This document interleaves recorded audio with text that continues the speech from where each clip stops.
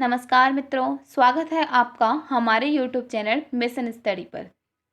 मित्रों, यदि आप हमारे वीडियो पर नए आए हैं तो आप हमारे YouTube चैनल मिशन स्टडी को सब्सक्राइब करें, लाइक करें और शेयर करें। और आपको शिक्षा से संबंधित किसी भी प्रकार का वीडियो चाहिए तो आप हमारे कमेंट बॉक्स में ज़रूर लिखें। धन्यवाद। मित्रों, आज हम संस्कृत व्याकरण आचार्य का सामान्य जीवन परिचय पढ़ेंगे। चलिए मित्रों, वीडियो शुरू करते हैं। आज हम संस्कृत के व्याकरणाचार्य हैं शाकटायन, उनका जीवन परिचय पढ़ेंगे।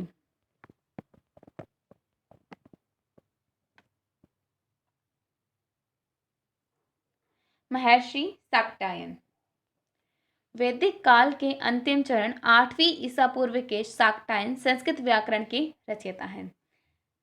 महर्षि शाकटायन जो है वे वैदिक काल का जब अंतिम चरण था उस समय के 8वीं ईसा पूर्व के शाकटायन जो है संस्कृत के व्याकरण के रचयिता हैं।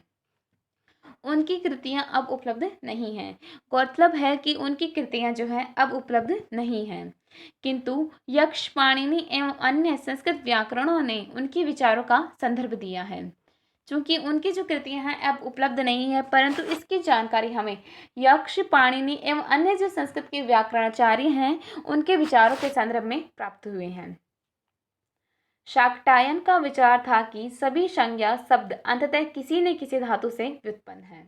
अब महर्षि शाकटायन का यह विचार था कि सभी संज्ञा शब्द अंततः किसी न किसी धातु से व्युत्पन्न है।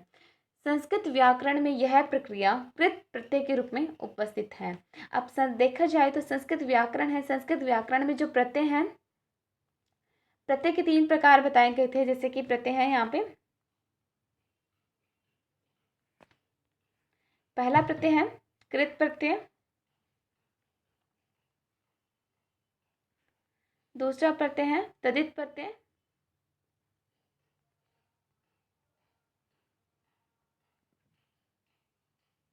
तीसरा जो है इन दोनों का ही प्रत्यय सम्मिलित रूप है।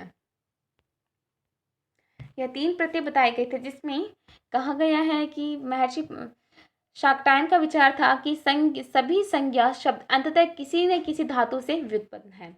उनका यह विचार है सभी संज्ञा शब्द अंततः किसी न किसी धातु में व्युत्पन्न है। इसका जो हमें दिखाई देता है संस्कृत व्याकरण में, यह जो प्रक्रिया है वह कृत प्रत्यय के रूप में उपस्थित है।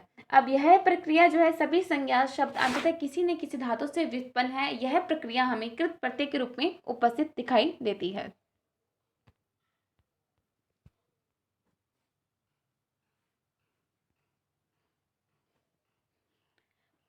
पाणिनि ने इस मत को स्वीकार किया।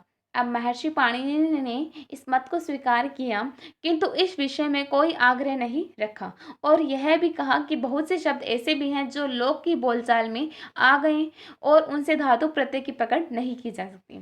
शाकटायन द्वारा रचित व्याकरण शास्त्र है लक्षण शास्त्र हो सकता है, जिसमें उन्होंने भी चेतन और अचेतन निर्माण में व्याकरण लिंग निर्धारण प्रक्रिया का वर्णन किया था। अब अनुमान लगाया गया है कि महर्षि शाकटायन का लक्षण शास्त्र, जो कि व्याकरण शास्त्र से संबंधित है, हो सकता है। उनका यह ग्रंथ माना गया है लक्षण शास्त्र, जो कि अनुमानित है, हो सकता है, अनुमानित है। लक्षण शास्त्र जो कि महर्षि शाकटायन का अनुमानित ग्रंथ है, उन्हें शाकटायन की रचना मानी भी गई है और नहीं भी मानी गई है। अब जैसे कि यह था, महर्षि शाकटायन का विचार था कि सभी संज्ञा शब्द अंततः किसी न किसी धातु से व्युत्पन्न है। यह जो विचार है, इस मत को पाणिनि ने स्वीकार किया। उन्होंने सिर्फ स्वीकार किया था, किंतु इस विषय में कोई आग्रह नहीं रखा गया। अब इस विषय में जो है कोई भी आग्रह नहीं रखा गया। अब माना गया है कि यह भी कहा कि बहुत से शब्द ऐसे ही भी हैं जो लोक की बोलचाल में आ गए और उनसे धातु प्रत्यय की पकड़ नहीं की जा सकती। अब बहुत शब्द ऐसे भी हैं जो लोक बोलचाल की भाषा में आ गए, इसलिए उनसे धातु की पकड़ नहीं की जा सकती। और हम देखते हैं कि शाकटायन का व्याकरण शास्त्र का एक ही ग्रंथ है लक्षण शास्त्र, यह इनका अनुमानित ग्रंथ है। इनकी रचना मानी भी गई है और नहीं भी मानी गई है। क्योंकि हमने शुरुआत में पढ़ा था कि महर्षि शाकटायन की कृतियां अब उपलब्ध नहीं हैं। अब इस लक्षण शास्त्र में उन्होंने चेतन और अचेतन निर्माण में व्याकरण लिंग निर्धारण प्रक्रिया का वर्णन किया। इसी के साथ आज का हमारा यह वीडियो समाप्त होता है।